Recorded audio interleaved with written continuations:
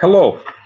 The Divine Code reading for January 12th, pages 437 and 438. We are in the chapter Laws of Intentional and Unintentional Killing and Killing Through Negligence or Under Duress. Topic number 13.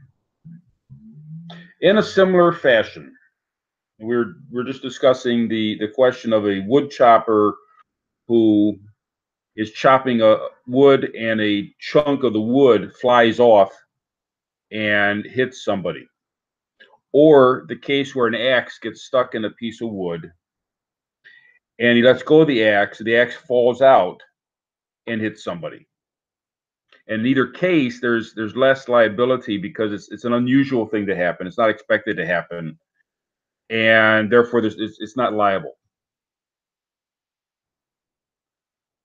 In these cases, it's a pure accident.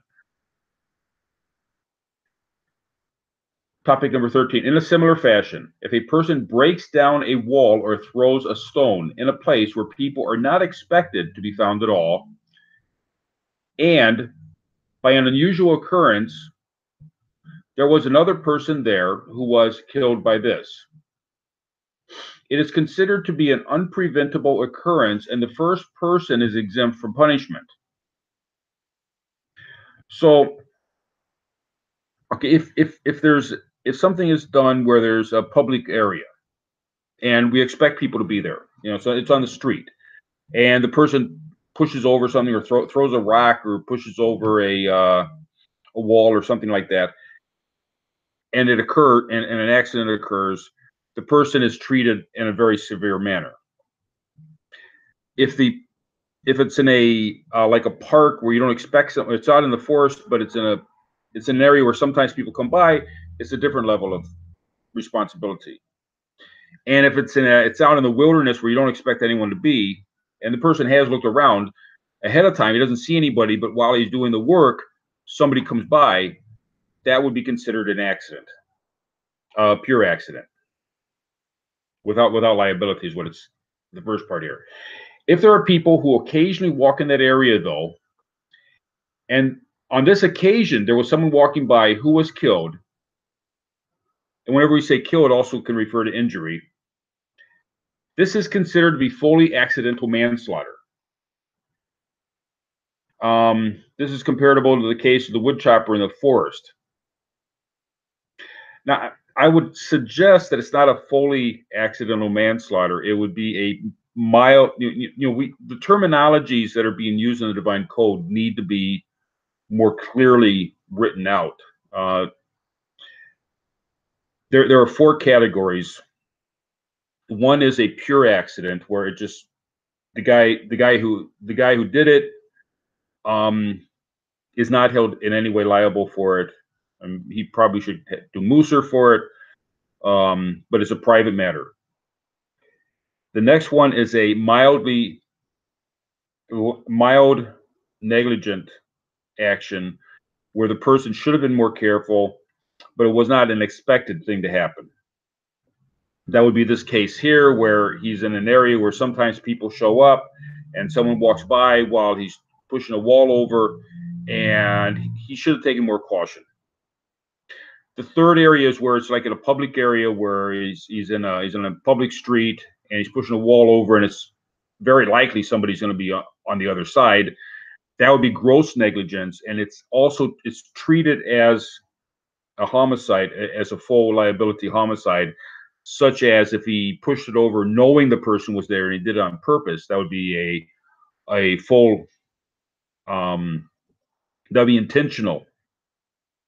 It wouldn't be an accident at all. It would be intentional at that point. So the top two categories are treated as in the full sense, and the person would be liable for the action. The third category, the next category down, he has to, maybe if in the case of death, the person dies, he has to go to a city of refuge, and there's a the whole legal system has to be functioning at that point, including a blood redeemer where it's applicable, in a location where it's applicable. And the mildest one is the full accident. This, where it says here, this is considered the second one. It should be a mild. The case where sometimes there's people on the other side of the wall. There's sometimes people in the neighborhood or in the area, and therefore the person should have taken extra caution. That would be considered a case of mild mild negligence, and the person does bear some responsibility for it. And if the place where people were always found, such as a public thoroughfare, and the perpetrator did not take caution and killed someone, it is considered close to an intentional negligence, and he is liable for capital punishment. If the person looked and saw that there was no one when he threw the stone, and once he threw it, another person's head emerged and was hit, the person who threw the rock is considered to have brought about an unpreventable lethal accident, and he is exempt. Again, it would depend on if he's in a case where that would be enough, is to look. Like if he's out in the wilderness and he looks, and sometimes people come by, but it's very rare, and he throws a stone, and someone shows up right at that moment, that would be considered an unpreventable accident. If he looks in the street, in a public street where there's people going back and forth all the time, even though he looked, he threw the stone and someone shows up. Well, it's a public street where people show up all the time, and that would not be exempt in that case. It all depends on the situation, whether or not he took adequate, reasonable safety precautions before he threw the stone. That would be the question of whether or not he would be a case of negligence or a case of a pure accident. So the divine code needs to clarify more what's being spoken of in each of these cases. Topic number 14. If one enters a courtyard, I'm sorry, we're looking at Rambam, the laws of murderers, 6, topic 6 and 9.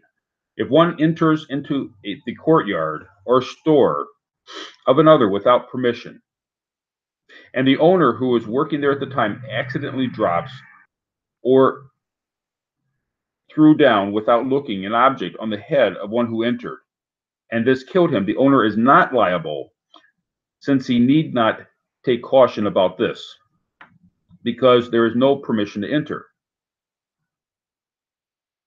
Now, it depends, of course, on the customs of the area. A lot of times it's assumed that a person has permission, a delivery agent or a customer at the store. It's assumed. So in many cases, the person is assumed to have permission to enter. If it's a sign up saying "Do not enter," that would be considered a proper safety precaution in this case, right? Assuming that that's what people read signs in the town. So it depends a lot on the circumstances of the specific area as to what the person has to do. But basically, the rule is that the person, if it's reasonable to say the person has permission to be there, then the owner has to take, the person doing the action has to take better precautions. It depends on whether, it depends on the local custom. Because there, on the other hand, if it is permissible for another person to enter there, but other people are only found there intermittently, as in the forest, the lethal action in such a place would be considered fully accidental. Rambam, the laws of murder, 6:11. Rambam's phrase, "if he has permission," refers to a case in which the owner has no idea that the other person entered, but since he is permitted to do so, the owner should have taken precautions. But if he noticed someone entering, this is close to intentional murder. This is also the case. This is also clear from Tractate Baba Kama 32b.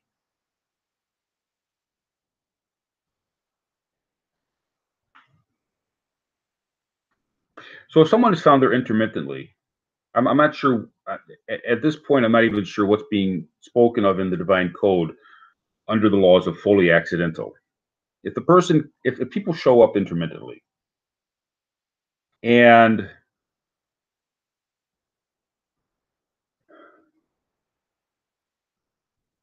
an accident happens, I don't know if I would call that a fully accidental. That would be a mildly,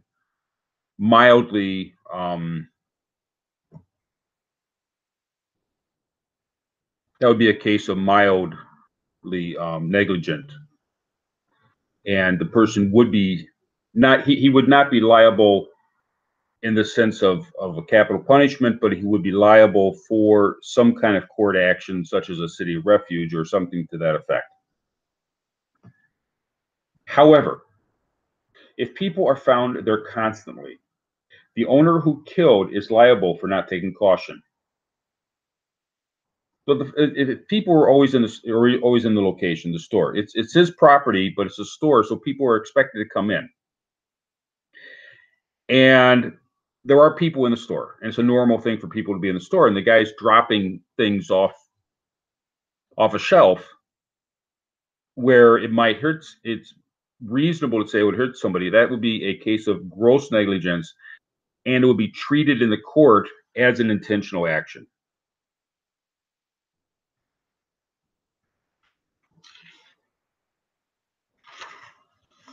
Topic number 15. If someone is raising a barrel upwards towards a roof and the rope snaps, and the rope drops on someone and kills him, or if a person is ascending a ladder and a rung breaks, and he falls on someone and kills him, it is considered to be an unpreventable murder if you reasonably assume that the rope or the ladder was in good shape, or in good condition, and strong enough, and the person is exempt from punishment. However, if a person is lowering a barrel or descending a ladder, there should be extra caution. He should be taken extra caution since the heavy object is involved and he is just guiding the downward pull of gravity. Instead, concentrating his effort to work against gravity, and when he is raising a heavy object, therefore, as when he is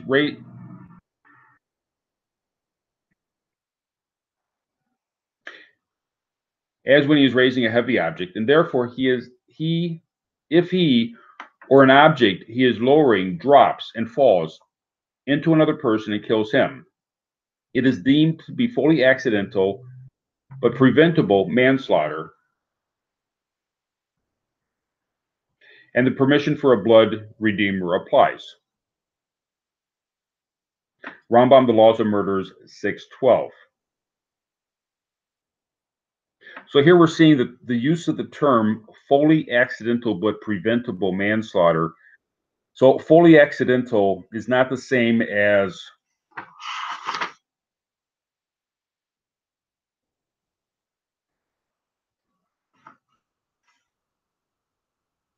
unpreventable accident. So the fully so apparently this is being the fully accidental is the category of mild negligence, according to the ways. And the divine code needs to learn English. That's not a fully accidental would be the same as unpreventable. So that it needs work here. Concerning the person raising something versus lowering something, there's two possible explanations for this. The way it's described is because of the effort used. Raising something up requires more concerted effort than lowering something. There's two possibilities. One is that the person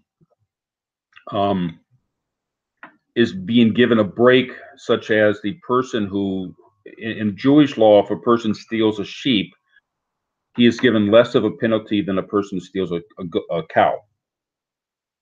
Well, lesser in relation to the price of the sheep and the cow, which Actually, the cow would be more expensive, but the person is given a lesser percentage penalty regarding a sheep. And one of the theories is he had to carry the sheep, and the work he put into it kind of works to lessen the penalty. He kind of paid off some of the penalty by his work.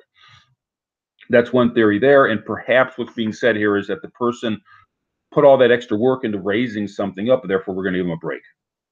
I'm not sure if that would be the case here because we're talking about murder, and I can't imagine that they would be using that analogy. The other possibility is that when a person is lifting something, their eyes are going up. They're working you're pushing something up. You're looking up. When walking up a ladder or pulling something up, the focus is towards up, and therefore, if it falls, it goes down. And the person was not looking down, so it would not be expected to be able to see it. And if a person is lowering something, then their focus is down. Their focus is not up, their focus is down. And therefore, because they're looking downward, they're more responsible for seeing if somebody's down there. And because the opportunity in the situation allows the person to see, therefore they have a greater level of responsibility to be able to see. And that would be similar to the wood chopper when he's raising it up. Well, actually, when he's raising it up, he should be looking in the direction that it's raising up. But because it's behind him, the person supposedly at that point is behind him.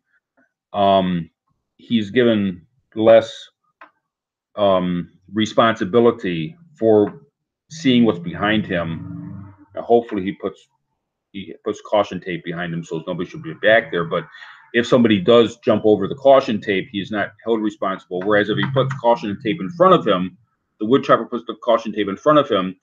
Even with that, if someone jumps over the caution tape and goes through, he should be able to see what's in front of him, and therefore he's given higher responsibility.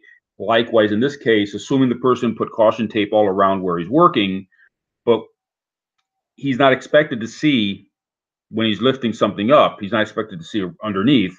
And when he's lowering something down, he is expected to see something underneath and be more cautious in that case. So I would think that that's probably the reason why there is greater liability when something is being brought down rather than when something's being brought up.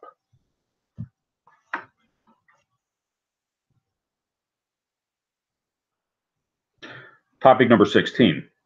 Consider the case of a butcher who, while cutting meat, raises his cleaver upwards to gain more force to cut through a bone and killed a nearby person who had permission to be in the butcher shop. If the person was killed by the force of the butcher's swing backwards, the butcher needs not go into exile. And the blood redeemer has no permission to kill him. I would suggest that that's like I've been saying before about the caution tape. If he has permission to be in the butcher shop, but he should not have permission to be within the swing range. I mean, we're talking about, I don't know how big the butcher cleavers were in the Rambam's day, but today the butcher cleaver's not that long. It might be 1 foot beyond the hand. So if he's going back like that, you're talking about maybe at 1 foot or at most 1.5 feet behind the person. If he's that close to the guy, he shouldn't be that close to the butcher. So he does not have permission to be that close to the butcher. And there should be some barrier preventing him from being that close. So if the butcher knows that the guy is breathing down his neck, then he would be responsible for knocking the guy in the head with a meat cleaver. So it's, again, it needs better clarification here in this regard. Now, perhaps it's a meat cleaver. It's a meat cleaver, a scimitar or meat cleaver, the thing's 3 feet long, then maybe, then again, if the butcher's using something that big, he should have a barrier behind him that prevents people from stepping in the path of his meat cleaver. But if a person was killed on the swing forward, including the upward swing from the back before the cleaver descends, the butcher committed a preventable accident and should go into exile. If not, the permission for a blood redeemer applies. So again, just like the wood chopper and the person who is lowering a heavy load, what's in front of the person is more responsible than what's behind the person. What the person should be expected to see, he's more liable in that case. And at this point, we're using the term a preventable accident, which I think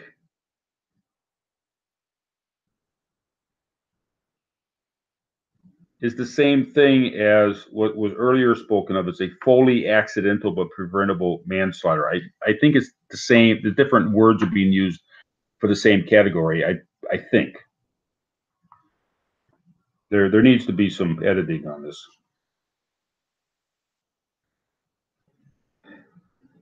It is a general rule of the Torah that if the intended objective of the lethal action was a descended motion, even if it started with an ascending motion, the person who accidentally killed while doing this action should be exiled to atone for not taking caution. If the intended objective of the lethal action was the ascending motion, even if it started with a descending motion, the person who did the action would be fully exempt, and this is considered an unpreventable accident.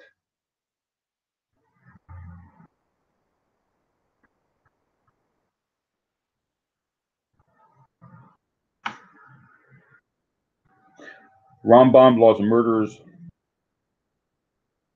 612, the simple interpretation of the Talmud and Tractate Makut 9a, and it is also the rule applies for a ger toshav, as Miri says there as well. And the understanding is if something applies to the ger toshav, it would also apply to the pious among the nations, or the Noahites in general, in cases of mishpatin, in the cases of the 7 laws. The rule is that if the objective of the lethal action was to achieve a descending motion, even if it started with an ascending motion, then the person who accidentally killed by this action should go into exile. The reason for this is because he should have taken caution at the beginning of the motion due to the extra force he was about to put into the downward motion.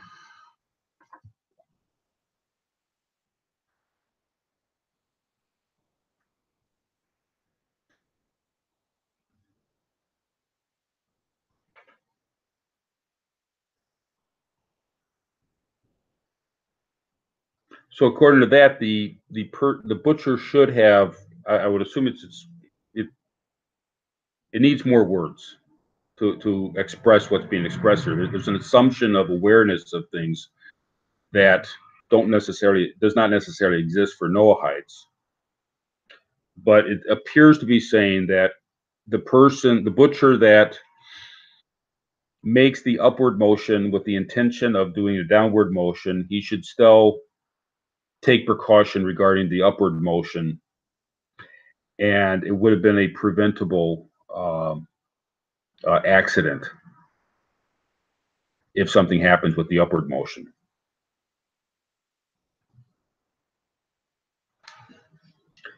Thank you.